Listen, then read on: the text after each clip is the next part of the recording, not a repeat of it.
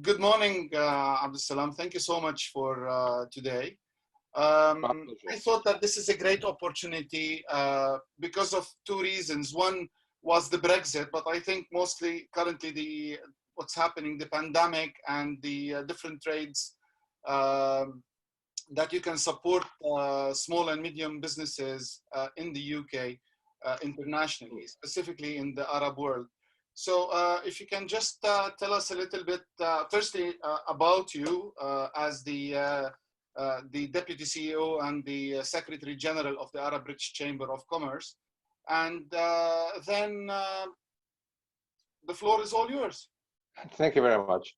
Well, thank you for affording me this opportunity. I think it's a great opportunity for me to speak out to your teams and to your network, because it's a bigger message we send out to the region and to the people that you know. What we are doing here at the Arab Chamber is terribly important. I'm Abdeslam Idrissi. I'm Deputy CEO and Secretary General of the Arab British Chamber of Commerce. I've been in this business, so international trade business, so UK Arab trade business, for well over 35 years. So I've seen the good and the great years of trade between the two regions.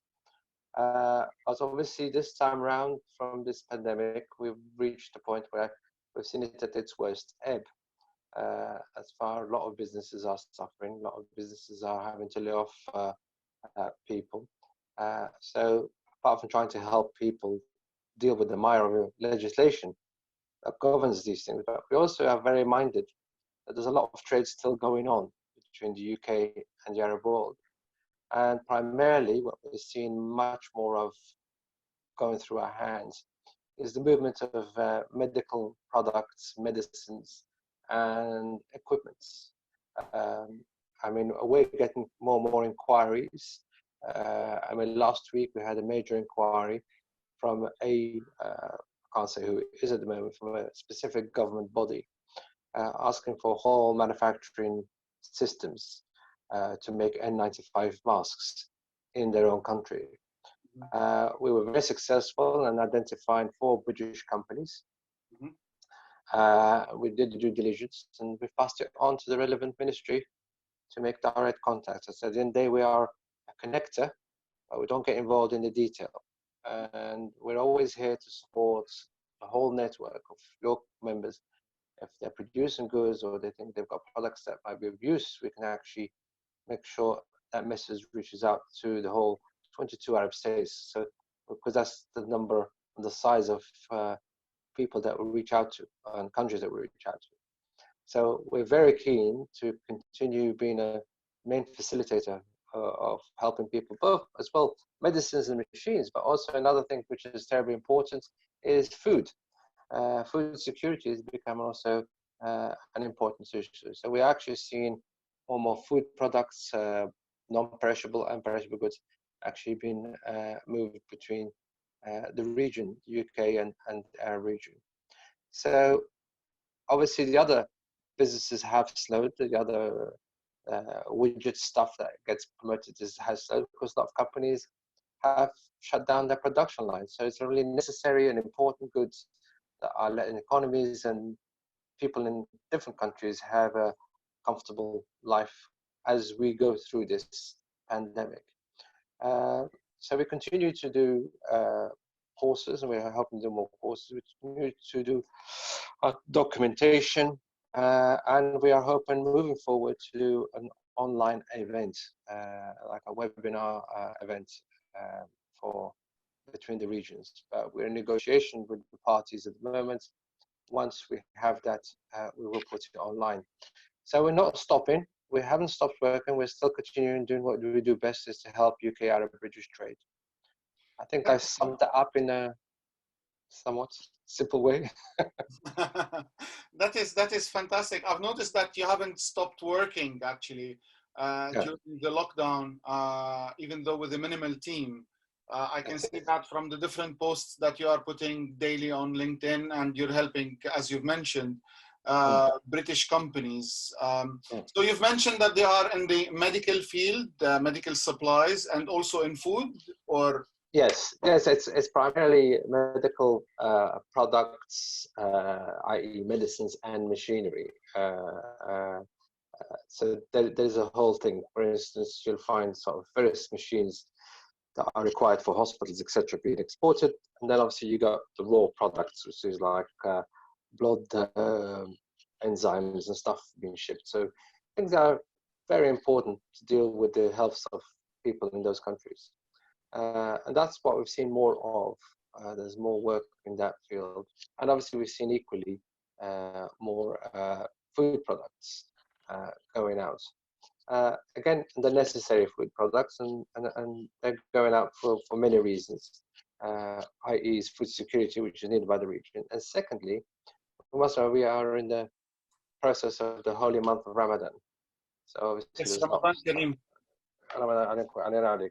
So that's terribly important. There's a lot of products that they have to buy in from various countries, and the UK has got certain products which are required in the food element. But it's not just Ramadan; it's basically for food security and feeding their country.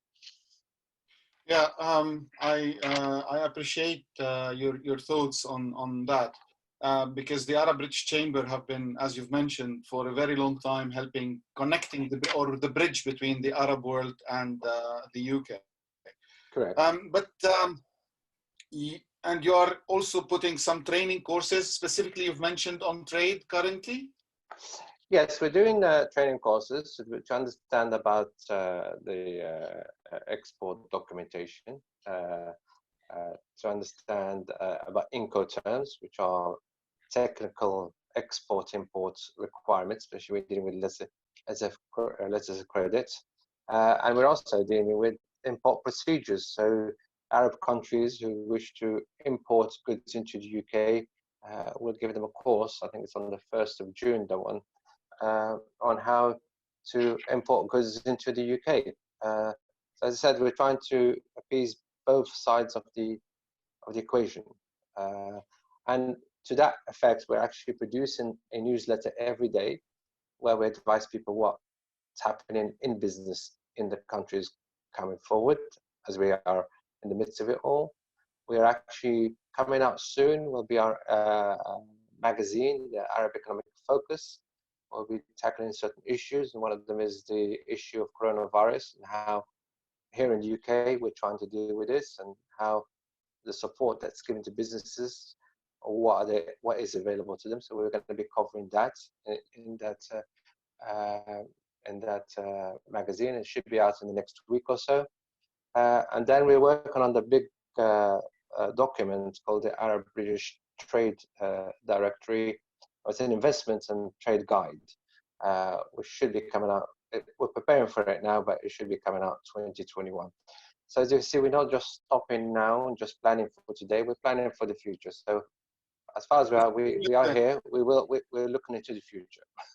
As you've always been. So it's good that you've mentioned this, the directory and the different courses to help the businesses from both sides understand what are the required elements and how to do business. So I've noticed also that one of your services is market entry points. So market entry reports, yes. Yeah. So if there are SMEs that would like to trade and haven't traded before with the Arab world, what would be your advice to them? My simple advice is twofold, and this is why I say to a lot of people when I do my talks. First thing is know your product. I mean, it might sound terribly stupid to say that, but sometimes certain products will not sit well in a particular market, and make sure that your product will work well in your market, in that market that you identified. Do a bit of homework, very simple online research, etc. Before you identify a country. There's 22 Arab states. And once you've defined which country you want, what products you want to export to them, then we can actually help you there. We can actually identify the markets, give you an understanding of the segments that you want to enter into, and competitors that are there and what you will face, the difficulties of registration, if you need any registration, and the legalities. And we'll finish off as well by providing you a few name companies that you could approach to work with. although most countries now you can just go in and start your own business, but there's still some of them it helps to have an agent or a distributor or somebody to support you in the market, especially where maybe you might think the language is a barrier, but most of the Gulf countries, you'd be hard pressed to find that language is a barrier because they're all very eloquent in both Arabic and English. Exactly. Yeah. That's also excellent. Probably they don't know. So you've mentioned 22 Arab states, but basically, just for the audience to know, they range from Morocco, which is the Atlantic, up to the Persian Gulf. Correct. Gulf Oman states, and Yemen. including the North Africa, Sudan, and the Comoros Islands. Yes, from Mauritania to Oman and UAE and the Gulf states. So it's 22 Arab states with a population of plus 400 million between them. It's quite a huge market. The US compare it, but it's about 5 million. 5% of the world population is encapsulated in this group of countries. Obviously, the giants of the countries is the GCC countries, the oil countries, Kuwait, Oman, Saudi, UAE, etc., Qatar, Saudi Arabia. Obviously, that's where the bulk of trade exists between the UK and the Arab world. And in both ways, I mean, from Kuwait to Qatar, there's investment in the UK, big investment, and there's also a big trade opportunities that are occurring in the region as well. So we're seeing a very strong, or we have seen very strong, but obviously things now, because of the pandemic, have subdued somewhat. But this is why we're here, is to continue the message going strong, keeping people in contact and aware of what's happening through our daily newsletter. And in a few days' time, I'll be putting out a note on my website where people can drop me an email or a phone call directly if they need any support and help personally on a one-to-one basis. So yeah. That is brilliant. Just for the audience, it's the Arab British Chamber of Commerce. It's abcc.org.uk. Correct. Yes. So my last question would be if SMEs they want to benefit and understand what sort of opportunities. I know that they need to do their due diligence for their products where they would like to market it. But are there? How can they get into the opportunities? Like how can they register to the newsletter or get to know updates? Just the updates newsletter. Just drop me an email at Idrissi, that's EL-IDRISSI at abcc.org.uk, and I'll make sure they're registered to our daily newsletter. And I said that we'll be posting some information so people can approach me directly during these hard times, because a lot of people need not a lot of help, a lot of support in maneuvering themselves around this pandemic as it ravages the world, unfortunately. Just one last question. Any tips? Hopefully the pandemic will be over in the next couple of months. So is there any, hopefully, or by a couple of months could be extended for 6 months, or it could be weeks, it could be months. I think you're asking a question of me which no scientist, no politician in the UK can ever answer.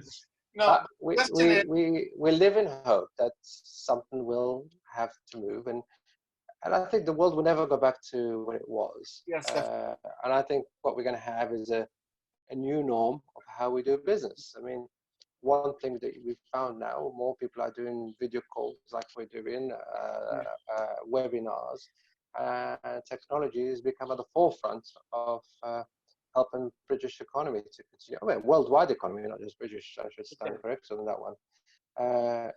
Finding different ways of doing the business. So we're going into what they call a new norm. It's not the old norm. It's going to be a new norm of how we train and work with each other. Thank you so much, Abdeslam. My pleasure. That was Super. a great discussion. I think everybody have benefited from this conversation, and I'm delighted. But I said, look at our website. We keep putting everything on our website. Email me if you need to be registered to our daily newsletter. And then anything else, I'm always here to listen to you and to try and support you where we can. thank I you said, so the Arab much. British Generals is at your service. Thank you.